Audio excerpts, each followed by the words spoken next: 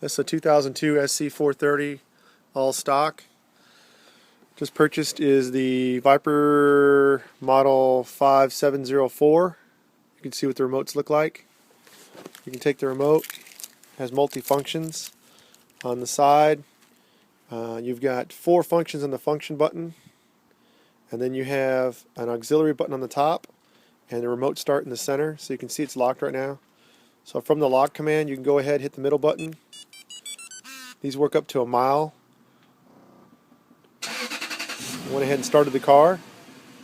Doors still stay locked. While it's running, you can hit the function. For me, it's function 2. And you can see the windows go down, the top's opening up. They can set a timer on this remote so that it continues to push the button without you physically pushing it to open the top.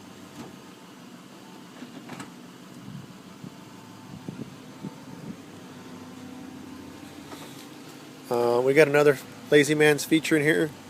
Function 3. You hit it, pops my gas cap open. And if you hold down the auxiliary, just pop my trunk. Now I want to go ahead and close it, so I'm going to hit the function 1. Sends a signal. It's going to go ahead, close the top back up.